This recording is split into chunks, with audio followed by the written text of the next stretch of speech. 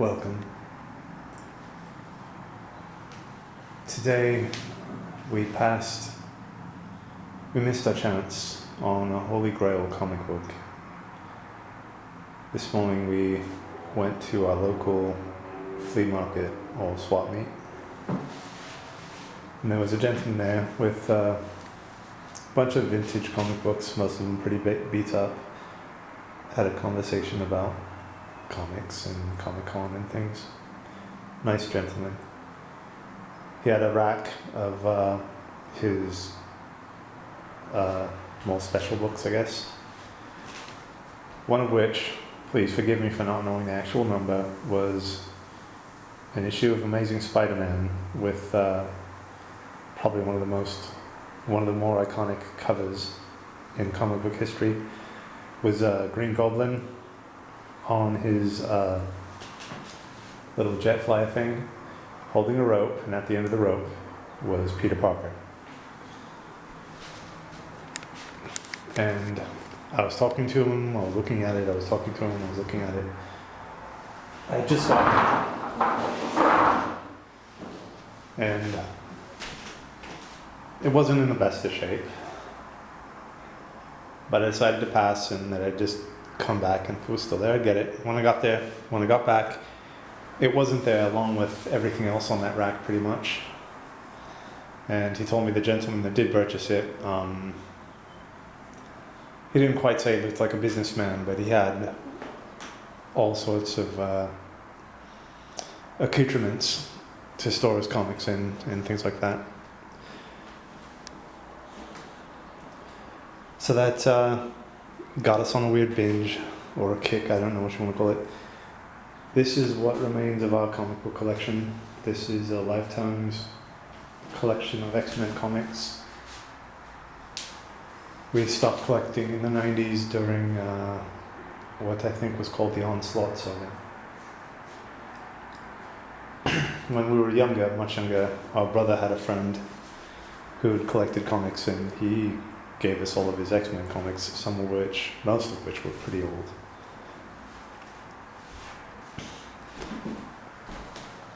As you can see here, we've got Wolverine #1.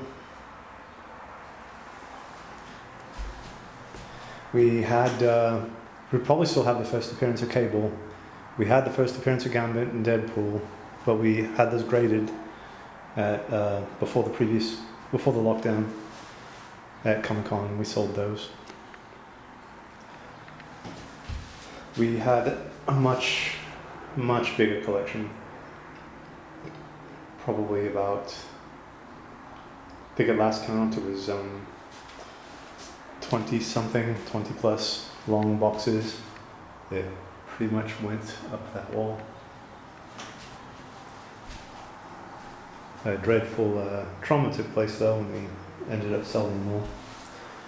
And this was right before the X-Men movie, the very first X-Men movie was about to come out. And we decided to keep our X-Comics.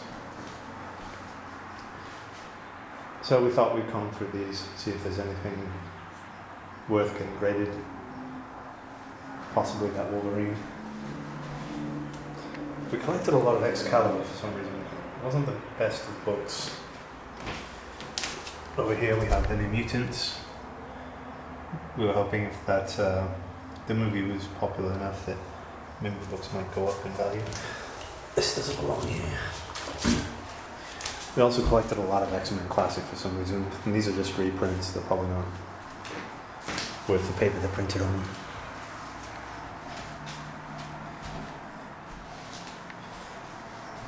Let's see. X-Factor Special. X-Factor goes up there. And we do have the #1 issue of that. We also have the first issue of X-Force. But this doesn't belong here. Where's X-Force at? Or maybe it does. X-Force is over there. See? There's the first issue. No, it's the second. But I have the first issue. It's probably one of the ones that were graded. We have all the special covers that were made for this one. This series, whatever, Fatal Attractions.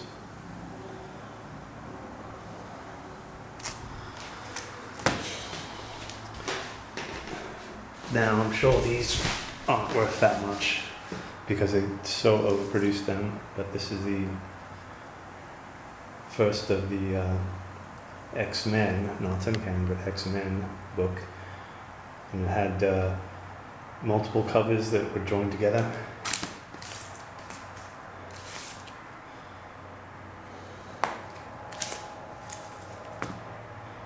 I've actually got each of these, I think.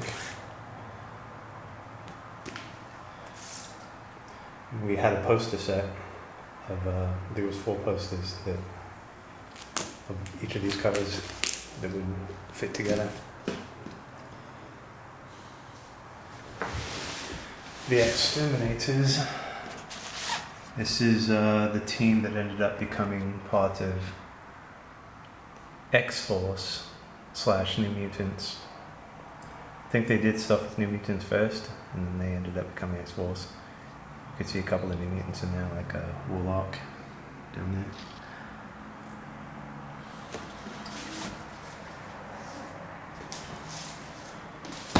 Not for some reason, it was a good series. The Age of Apocalypse spawned a ton of X comics in an alternate universe, what have you, and that was a good series. I liked it. This is what I got from the Amalgam limited series, I guess, when DC and Marvel merged. This is Ghost Rider and The Flash. Dr. Fate, Doctor Strange. Yeah, see, Marvel is DC. Over here are the older books I was speaking of. They're not in very good condition. There's one that's in atrocious condition that I thought I'd go through and share. But this book was, the art was done by Neil Adams. I believe it's from 1970. And Neil Adams was an amazing, amazing artist. I believe we just lost him a few months back. But if you compare his art to the rest of the art that was going on in the 1970s, he was far and beyond above the rest. His illustrations were always very dynamic. He had an amazing sense of proportion.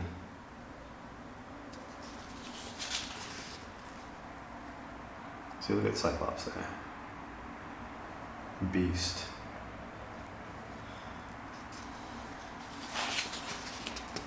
And hands and feet, he drew just so amazing drawing anatomy.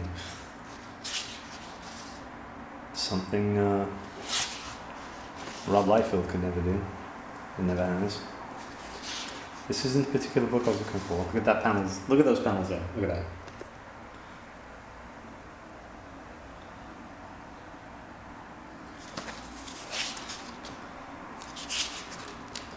And we do have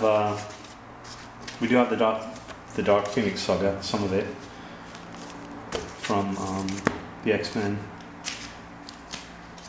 John Byrne doing the art. Chris Claremont writing. This is the one I wanted to look at. I would pore over this over and over again when I was younger, just to look at the art. See? Look at that. Look how that's rendered. It's beautiful.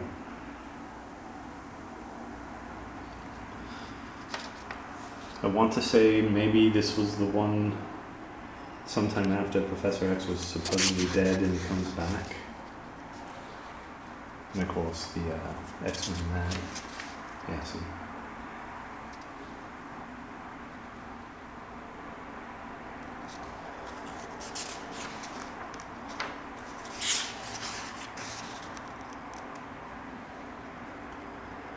And just as interesting as the art is the ads that were in these books at the time.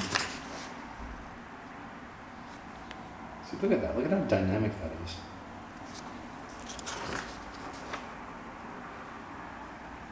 I could be completely wrong about what exactly this book's about. I know that there are people much more knowledgeable about these things.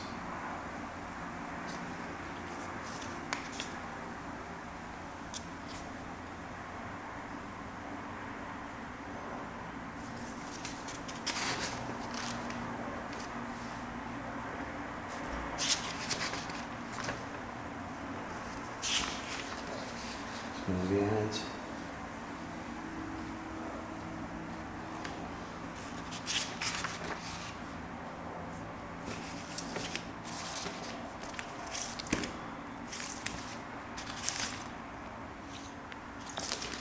There we go. That's it's not the Mimic. I forgot his name. Possibly its first appearance too, yeah. The Banshee, look at that. It looked a lot different.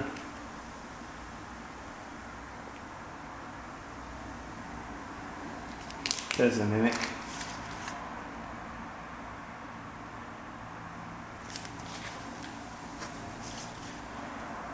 I think that's supposed to be Blob and the untouchable guy, maybe. I would love this cover. That's a pretty amazing cover.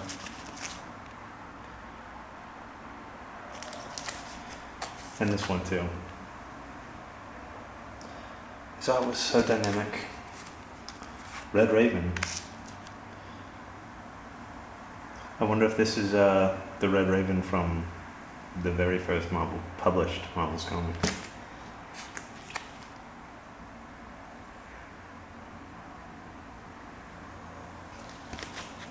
Here we go.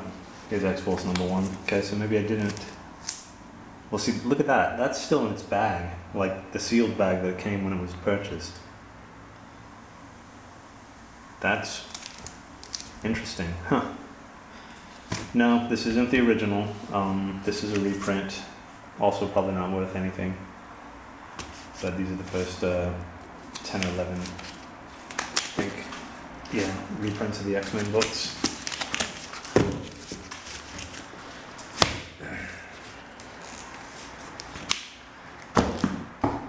So we've got a little bit of studying research here, I guess. Try to figure out what's trending, what might have value. This was a brilliant book here. X-Men and the Teen Titans.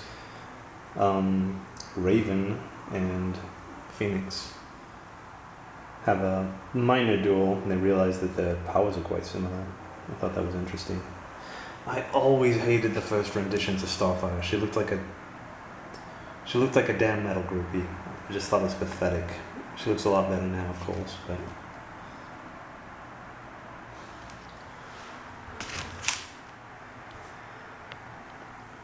I thought we had something... Oh, so there's the New Mutants, Excalibur, which got too much out of X-Force. Can the X-Men... The X-Men Classics, that's the Amalgam Universe there. No, that's Agent Apocalypse. Sabretooth, oh yeah, the Deadpool's, I believe it's his first mini-series, maybe? No, his first appearance, just his first solo series. Alright. So, back to our research. Thank you for letting us share. Hope you're having a great summer. Stay safe. Always be kind.